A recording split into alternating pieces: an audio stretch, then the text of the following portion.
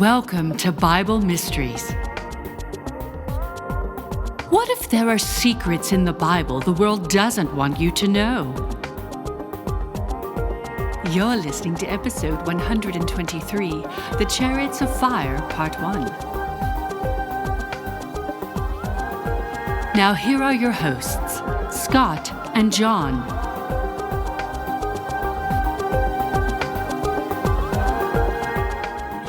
Hey, Scott and John here with Bible Mysteries. We want to thank you for being a listener, but we'd love to invite you to become a subscriber. Absolutely. This will only help us to expand the amount of people that we're able to reach and show the secrets in the Bible that the world doesn't want you to know about. That's right, John. And if you subscribe to Bible Mysteries Premium Podcast, you get some great benefits. Access to every current episode, the full thing, even with our interviews and any special events we do.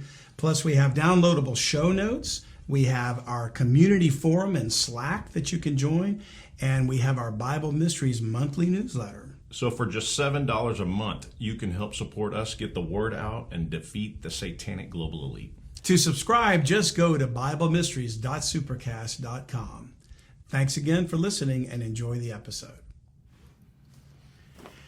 Welcome back to Bible Mysteries. I'm Scott Mitchell. I'm John Potts, and this is the show that talks about things in the Bible the world doesn't want you to know. And we are just fresh off of an exciting summit that we had, John. We did. It was fun. Yeah, Debriefing 2023. I want to let all of our audience know that all of our seekers, by the way, all the subscribers are going to get that special event automatically because that's part of your premium subscription. You'll be able to see, or listen to rather, the entire event, just like every other podcast. We are also going to make a video of the event. We're putting that together now. Okay. And John, that's going to be available for people to actually rent from our new website. So they can download it and rent it and watch it, just like you would rent a movie on iTunes or something. You know? Yeah. And it's going to be a very nominal price, like $2.99 or $3.99 or something. We'll know when we get the final copy up and everything else. But just want to let you know that's coming as well. That's available to anybody. It doesn't matter whether you subscribe. So that's BibleMysteriesPodcast.com. They just go there and then they can rent it. That's correct. Okay. It's going to be available from that website, and we'll let you know when it's available and how to do so. Okay. The website, by the way, is still, there's parts of it under construction. I want you to know that there's a store coming, and we'll have some items and merchandise that you can, like these cups, which are fun. We'll let you know when that's available too. And also there's a members area that's currently under construction. And I want everybody to know that a lot of people are asking for permission to come into the members area. So we're getting your responses. We know they're coming in. You may not be hearing back from us yet, and that's because the site's not ready. So we're uploading all the material for the seekers. And basically what's going to happen is all the different areas you have to go to right now will be consolidated into one spot. Okay. So our forum will switch from the Slack thing to the website. Okay. And communication, all the show notes that you can download, everything's going to be right there. Okay. Yeah. So Sandy, our producer, and my lovely wife has been hard at work at that. And we will get it up to you. We'll let you know when it's available. So today, John, we're going to talk about the Chariots of Fire. I know. This looks interesting. Yeah. We're going to talk about some things that I think are going to tie into the UFO phenomenon. Okay. Awesome. And we want to start off as we're going to start doing from now on, and we've done it in the last several episodes, letting you know that the episode today is sponsored by and brought to you courtesy of Courtney S, Christa K, and Eloise C. Eloise. Recognize All right, I didn't recognize Eloise. She finally got her shout out. Eloise, we got you in there. Finally got her. These became members in October of 2022. So we're catching up, but we're going to keep rolling until we get everybody in there. Not that Eloise is more important than Christa or Courtney. I'd like to say thank you to all three of them. Absolutely. But you just happen to know. I know Eloise. Okay. And she's been badgering me. Because, no, she has not. I'm poking fun at her. She's actually awesome. It's good that you know her. Well, we are, of course, grateful for all our seekers, and particularly these three, because it's because of this, your support of this ministry, that allows us to continue. And we want to just keep this going as long as the Lord will permit. Absolutely. So let's dive into today's episode, John, and we're going to start in the book of Ezekiel. So really, the UFO, or UAP now they call it. I'm old school. I can't get used to that now. I think UFOs, But that phenomena, or these sightings, seem to be increasing. Mm-hmm. And they appear to show that we can no longer credibly deny they exist. I mean, even the Pentagon admits UAPs are real. Yeah. They cannot be explained. That's not their technology, they're telling us. And it's advanced far beyond what we're capable of producing. There's one floating across the United States right now. That's right. The Chinese say it's a weather balloon that got away, right? Although now there's another one, right? And the Pentagon says they don't know what it is. Yeah. And then there's a lot of people lying right now. Everybody's lying. And I think, believe it or not, that ties into this phenomenon because it seems to me that the satanic global elites and world leaders are becoming more insane, more unabashed, sociopathic. Okay. They don't care. They lie. They've always been liars, but now they're lying about their lies. And it's like you're standing there holding up an orange, and they're saying, "No, that's an apple." I can see it's an orange. No, it's an apple. They don't care anymore. Yeah. And they're laughing at us into our face for the lies that they're telling us. Well, to me, it's absolutely insane. And I know we don't want to spend our whole podcast talking about this Chinese spy balloon or whatever it is. But it's all over the news, and people are going, "Oh, shoot it down." And they're going, we don't know what it is. Well, with all this going on, it's a number one story across the United States. Our president gives a speech in Philadelphia, doesn't say one word about it, right? Well, he's an idiot. Okay, that's verified, but at least talk about it. All he did was talk about, I created so many jobs, and look how great I'm doing, and do you want me to keep it up? It's like, no, we actually want you to talk about this balloon that's floating across the United States. Yeah. We don't want you to tell us about all that. And they just brush it aside like it's nothing. They do, because they don't care. Yeah, but what's underneath that thing? What is it carrying? Not that we're going to talk about current events the whole time. So, anyways. No, I'm glad you brought it up because it is an unexplained aerial phenomenon. Yeah. It is, at least we think we know what it is, but they won't tell us what it is. Well, I guess that's my point. The satanic global elite, right? Yeah. They're so brazen now that they're just like, hey, don't worry about it. And it's probably like you and I discussed before we started the podcast. We were talking about this, and you're like, it's probably a distraction from something else that they're doing. Certainly. So who knows what's going on here? Well, it's a distraction designed to keep us. Everything they do is designed to distract us from. It's like a squirrel, trying to train a dog, and a squirrel runs by, and he looks at the squirrel. And meantime, what's important is right here. Yeah. And so it's a bait and switch. It's a sleight of hand. Yeah. And it's always going to be that way.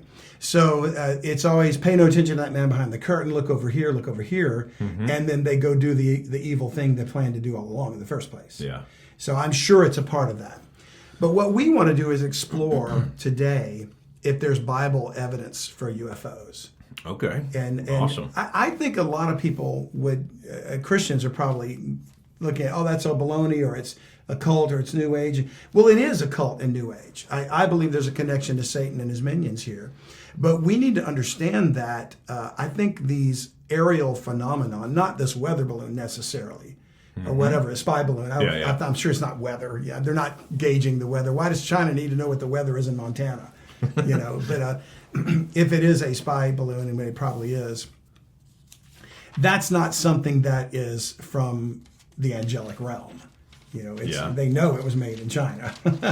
But there are beings from that spiritual realm that appear to have some mode of transportation, some sort of a vehicle, and we see that in the scripture. And I don't know why we couldn't draw a connection between them and UFOs. And I make a distinction, John, between the angels of God that might use a conveyance method versus the satanic fallen angels that also use a conveyance method. And we'll get into in an episode coming up soon about alien abductions. Yeah. And then we'll talk about the sinister plot maybe that's behind what's going on with that. Okay. So these craft are definitely in the Bible, I think, and we can see the evidence for that. So let's go to the book of Ezekiel, chapter 1, and we're going to read 2 verses. The entire chapter describes the appearance of some living creatures, which are some form of angelic being. Yeah. They're called cherubim, and they appear to be moving within some type of conveyance. Vehicle, whatever you want to call it. Okay, a craft. So a craft of some kind. In verse 15 we read, this is Ezekiel writing, "Now as I beheld the living creatures, and behold one wheel upon the earth by the living creatures with his 4 faces, the appearance of the wheels, and their work was like unto the color of a beryl, And first of all, let's talk about the word wheel. So Ezekiel would have lived in the BC era, hundreds of years before Jesus was born. So easily 2,500 years ago or something in that range. The only wheel that was essentially understood at the time, there was no automobile. There was no landing gear of an airplane, right? A wheel would have been either a chariot wheel, a cart wheel, the wheel of a cart, not a person doing a somersault. And perhaps like a grinding mill wheel, like a flat stone that was used to grind up grain. So I can't think of another wheel that would have fit the description, but that's what he comes to mind. So he's clearly talking about something circular. Yes. But he sees it in the sky. He sees this vision up. So whatever this wheel is, your first instinct might be to think of like a wagon wheel as it's mounted on the side of a wagon. That would seem to make the most sense. And it's vertical. Yeah. But is it vertical? Could it be horizontal? Could be. And at that point, then it's more saucer shaped from the side as you look at it, regardless of what. Or could it be both, and these things are rotating in some fashion like an orb? Yeah. Right. So a wheel within a wheel spinning. So why couldn't it be like two wheels, like a vertical and a horizontal, yeah. and maybe they're rotating and spinning or something like that? Do you think there's any significance to where it says upon the earth? Does that mean it's actually not in the sky and maybe is on the ground? Or well, I think they descended. Okay. They descended down to the earth. So they're on the earth now, almost as if, because if you go back to verse 4, I looked and behold a whirlwind came out of the north, a great cloud and a fire enfolding itself. And a brightness was about it. Well, right off the bat, he's seeing an unusual light. Yeah, that's wild, a fire enfolding itself. And out of it comes. So this thing could be moving along the earth. But we're going to see, if you read the entire thing, that these individuals are cherubs that literally are bringing with them the throne of God. Okay. So it's some kind of conveyance.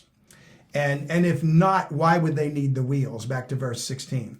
The appearance of the wheels and their work was like unto the color of a beryl, and the four living creatures, had one likeness. And their appearance and their work was as it were a wheel in the middle of a wheel. So there's 4 living creatures and 4 vehicles. What is the color of beryl? And that's spelled B-E-R-Y-L. Right. It's a beryl stone, and I think it varies. It has more than one color. Oh, okay. I don't know what color would have been the color that was common to the Middle East, where Ezekiel was. I suspect it's amber. Okay. Almost an orangey sort of glowing light, Yeah. But that's just a guess, These angelic creatures of God appear to use some form of conveyance that we might describe as a UFO. I don't think there's any question that while he's describing it as wheels and a fire enfolding itself, and what does that even mean? A fire enfolding itself might be this century in which he lived, a description of something that glows. Yeah. Because what other item would he have been aware of that emanates light but fire? A lamp. There weren't flashlights. There weren't electronics. There weren't anything that he could relate to. Lasers. So this could just be a self-contained, emanating, pulsating light coming from these vehicles. And he has no other way to describe it but a fire enfolding it. It sounds bizarre to me. It's almost like when you look at a fire, right? If you're making a campfire, the fire is going up and out, right? Enfolding itself almost implies that the flames are kind of going in towards a center of the fire, which is bizarre, right? That's the best way I could describe that would be like smoke or like a fiery smoke that's going in, almost like a portal, kind of. I don't know. I don't even know how to almost like that. A tiny black hole or something. Yeah, exactly. Like maybe that's what they're used to. Interesting. The travel. So wow, this is a fascinating chapter. Almost like you could spend a month just going through this chapter. It really is. And with all the details that he gives us here, mostly about the creatures. Yeah. But he does describe the vehicle. But we don't get, certainly not a perfect picture of what's actually happening. So there's some other passages of Scripture, though, that I think are parallels to this. Okay. And we can't say that in these next verses we're going to read, we're seeing the same living creatures, but we're certainly seeing angelic beings, and it's described, there's wheels involved, but they're described completely differently, John. So with me to 2 Kings chapter 2. So I think the thing that fascinates me here is the fact that we don't think, but these are spiritual beings, right? Oh yeah. But yet you have a spiritual being that's using a physical craft. Like he's seeing some kind of craft, whatever that is, wheels within wheels, but yet it's a spiritual being that's using it. I don't know, maybe I'm confused there. That's just like a mind twister for me. You bring up something very interesting, because I think we have a modern Christo-Platonic understanding of spirit. A spiritual being, would you agree that maybe your perception of that is like a ghost? Yes. Okay. Yeah. So ethereal, no physical form. Exactly. Okay. Completely wrong. That's what I'm thinking, because why do they need a physical craft if they're like a ghost? You almost see them floating here. Right. But go ahead. Sorry. I think too many Christians have that idea that when we talk about a spiritual body, it's this ghostly body. Yeah. But it's not. It's physical. When Jesus Christ ascended up, and when he rose from the dead, I should say, he was physical flesh and bone. He was a spiritual body, but Thomas put his hands in the handprints. Yeah. He ate broiled fish and a honeycomb before the 12. Yeah.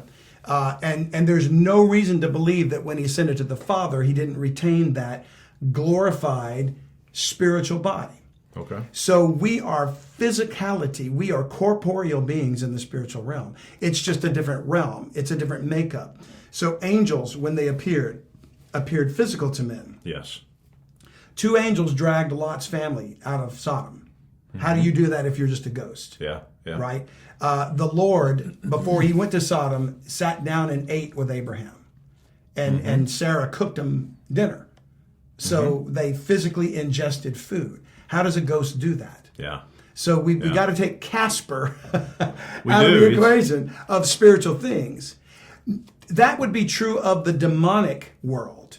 Okay. Disembodied spirits, Okay. Yeah. like the Nephilim. Big difference there. That's true. That would be what we might call a ghost or apparition or something. And they seek to inhabit a body, don't they? Yeah. Right? So there's very much a misunderstanding of the spiritual body. Yeah. And Paul describes it at great detail in 1 Corinthians 15. There's a natural body and there's a spiritual body. The very word body is soma. It's flesh and blood to us, but it's something else to them. Which is such a hard thing to wrap your mind around, because I think that we've just been programmed over the years from kids that you see a book or whatever, right? And here's an angel, and it's like this person, but they seem almost translucent, right? With a bunch of light around them and wings, and we know that that's not an accurate. Or they're female, which we don't even know how many female angels they look are. to be like this spiritual being. Like if you throw a rock at them, it'd go through them, Yes, right? right. What you're saying is no, they're actually physical beings. They're just in a different dimension from us. They are. Right. And we're going to find out that because that dimension, if we could see into that dimension, we'd see their physicality. Yeah. And this man does. Okay. So I'm glad you brought that up, because you're going to find out that if our perception of the spiritual realm is wrong on the body of these beings, that they are not ghostly, but they are corporeal in a form that we can't see right now. Yeah. But we can when they manifest themselves. Then could we have the misconception of other things as well? Okay. And what we're going to look at in a moment is some chariots. Okay. Hi, if you're enjoying this podcast, please consider being a full-time subscriber. We are going to use these funds to expand the message and get the word out about what's in the Bible that the world doesn't want you to know about. That's right, John. We appreciate you listening, but we'd love it if you'd subscribe. That way we can reach more people with the time we have left. So enjoy the rest of the podcast, but think about subscribing if the Lord puts it on your heart. To subscribe, just go to BibleMysteries.supercast.com. Thanks. Okay. So 2 Kings chapter 2, we'll start in verse 9. There's a battle taking place, or about to take place, because Elisha, the prophet, is it's not a battle. I'm sorry. We're going to get to that in a moment. And just realize this passage is before that. Elisha the prophet is about to watch Elijah the prophet be caught up to heaven. Okay. Now, we talk about the rapture of the church, and we look forward to that event where Yeah, we will disappear like that. Well, Elijah was taken to heaven here, but in a vehicle. Notice verse 9. And it came to pass when they were gone over that Elijah said unto Elisha, ask what I shall do for thee before I be taken away from thee. And Elisha said, I pray thee, let a double portion of thy spirit be upon me. And as it turns out, he did get this. Elijah had a powerful spirit, and Elisha was given a double portion of that spirit. Okay. And it was from God, but it was still double. And he said, thou hast asked a hard thing, nevertheless. If thou see me, when I am taken from thee, it shall be so unto thee. But if not, it shall not be so. In other words, if you see me disappear, you get the double spirit. If you don't, then you won't get the double spirit. Okay. And so, because Elisha was to take his place as a prophet of God after he left. Okay. And God was ready to take him. And it's a whole other story of why did he need to take him, Yeah. He didn't die. God took him. And it turns out he comes back. Yeah. So there's another thing So there. the belief is that he's one of the two witnesses down Exactly. the road. Okay. I believe he is. Okay. Yeah. So verse 11, it came to pass as they still went on and talked that, behold, there appeared a chariot of fire and horses of fire, and parted them both asunder, split them apart. And Elijah went up by a whirlwind into heaven.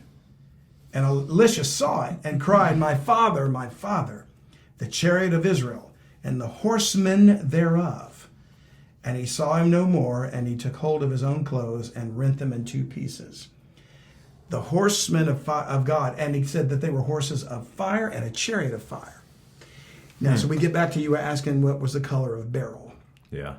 I said probably amber, and I'm thinking the color of a flame. Likely, he sees a chariot of fire. Now, we don't know it was orange, but we think of a flame as being orange. Yeah, makes sense. Blue when it's hotter. Yeah. White when it's the hottest, right? But I think that's right. But when he sees this, he sees some sort of glowing entity that reminds him of fire. And he calls it a chariot. Well, what do we know about chariots? They have wheels. And what do we know about horses? Well, they're not on fire unless they burn to death and die. So are these literal horses, literal chariots that we might think of in like the Egyptian chariot, a man riding, pulling two horses pulling him or whatever, in a contraption that has two wheels, and then he's the rider while another man is next to him and he's maybe the archer. Yeah. We think about ancient battles, right? And that's certainly what Elijah would have understood at the time, in that picture. But is he using terminology that is all he has to describe what he's seeing? And then we've got this whirlwind taking Elijah up to heaven. Could that be a portal? Could that be what would you call it? A device that this chariot used to transport him from the earth into the vehicle?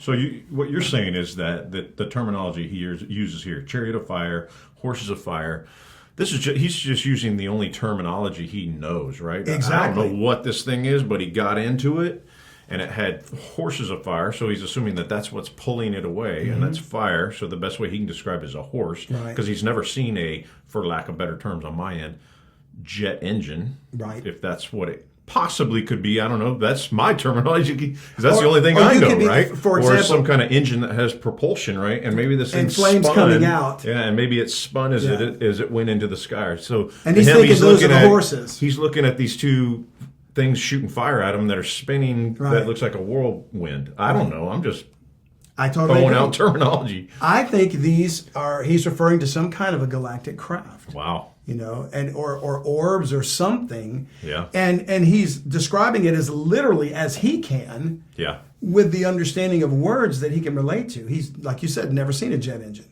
Yeah. So he couldn't say they look like jets. Yeah, exactly. So he says they're chariots of fire. It's not the only time chariots from God are mentioned. But again, if we could be raptured up without any vehicle of conveyance whatsoever, and by the way, there's nothing that says the rapture will not happen with one. Yeah. It says we're going to be caught up, and maybe we'll go up in the same whirlwind into the craft or plural crafts that God has prepared for us. Wow. I don't know that, but it just says we're going to go up, and we're going to be changed in the twinkling of an eye. Yeah. So a lot of times we're led to think it's like this, you're walking along one day, suddenly the clothes just drop to the ground and the body's gone. Yeah. Like it magically disappears. Well, God's not magic. He's God. And he created the very physics that we are governed by now. Why could it not also be the physics that he uses from a different dimension? Yeah. And it still requires bodies to be transported through some sort of conveyance. Okay. Right? So we're just going to ask that question. Go to chapter 6 of the same book. I was just sitting here thinking to myself at the same time, I was like, imagine if what we just read here had been written now rather than, I don't know how long ago this was, like 4,000, 5,000 years more, something like that. The vision maybe more than that, now, whatever. Yeah.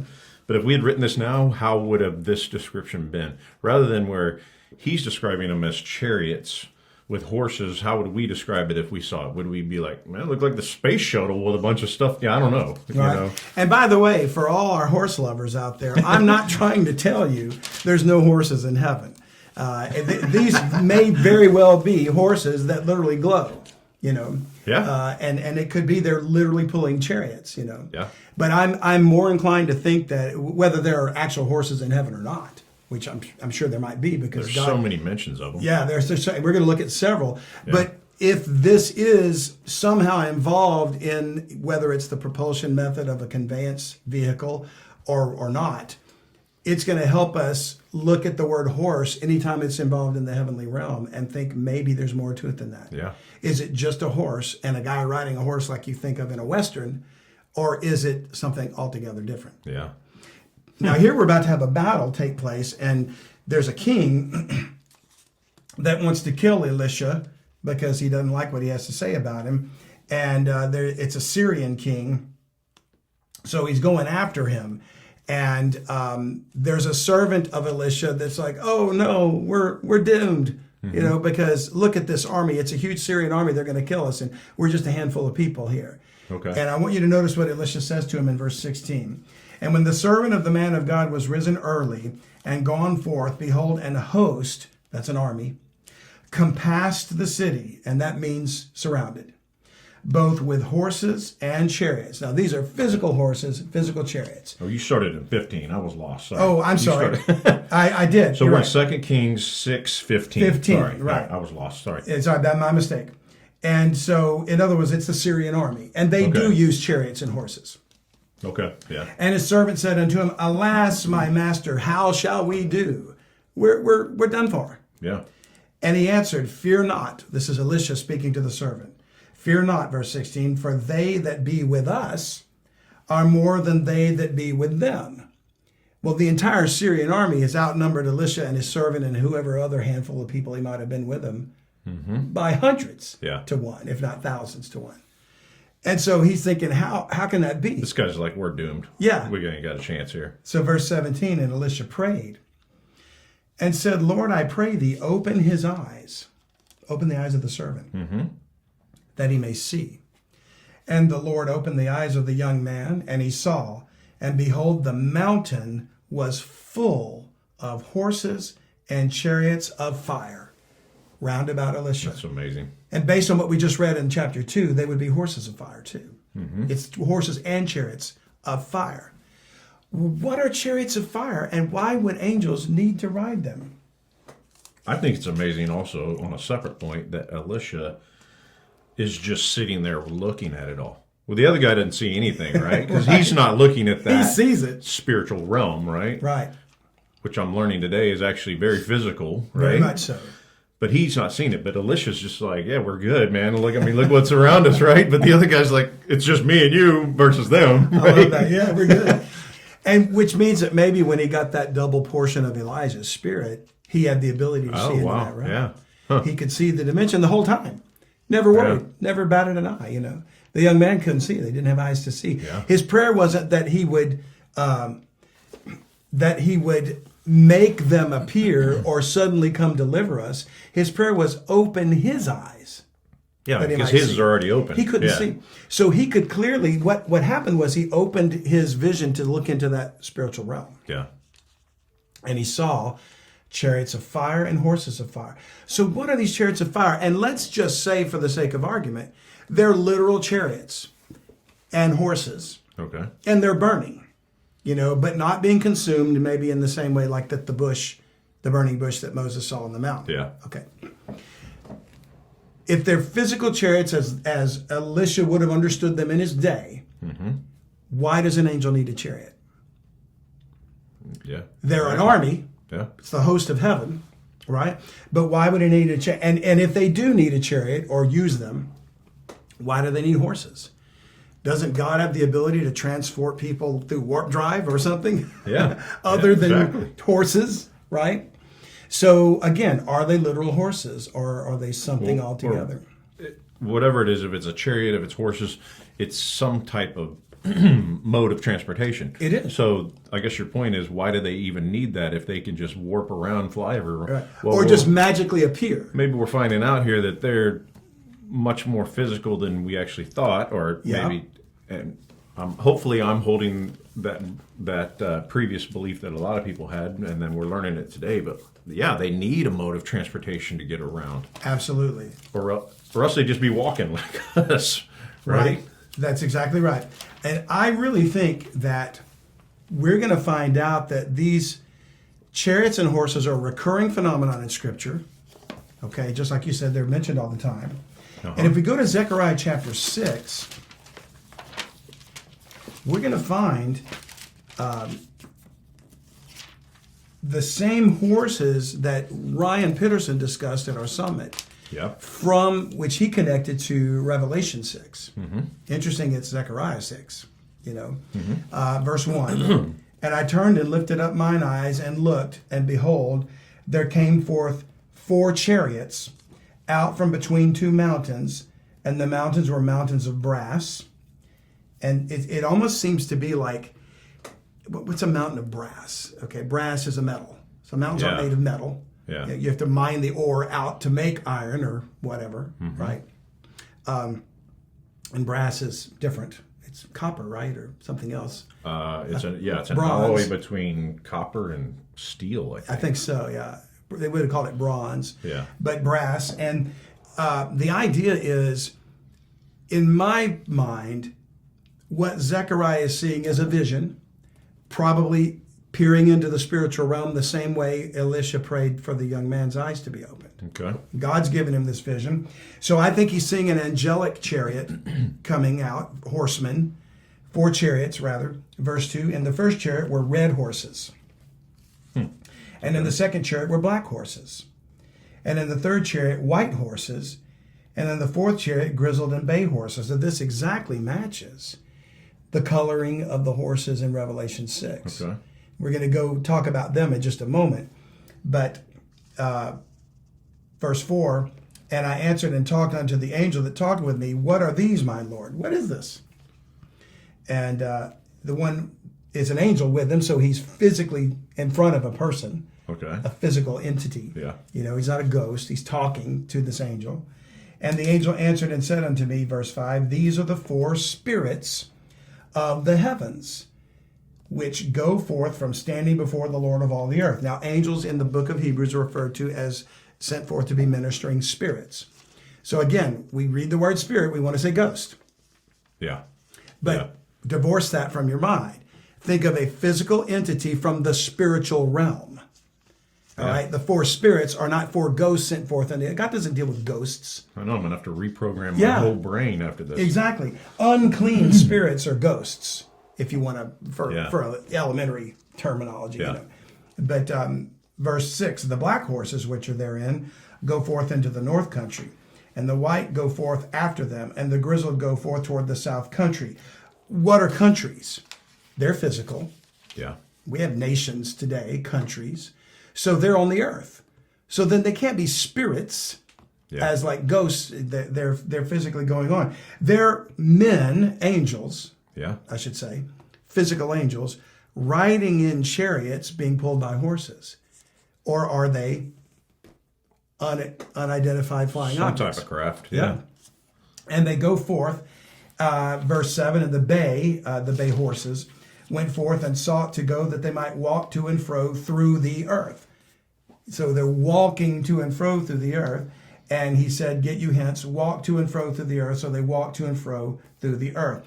That's a physical means, and maybe walking is, maybe they transport through the vehicle, stop, get out, walk around to observe something, collect the data, get back in the chariot. Right? Now, stay tuned for our part 2 of Chariots of Fire, available next week. Hey, thanks again for listening. We hope you've enjoyed this podcast episode, and we so much appreciate you sharing with others and your friends and tell them about the show.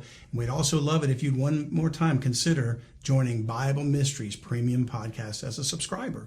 Absolutely. And keep in mind that your subscription helps us get the word out to as many people as we can possibly reach.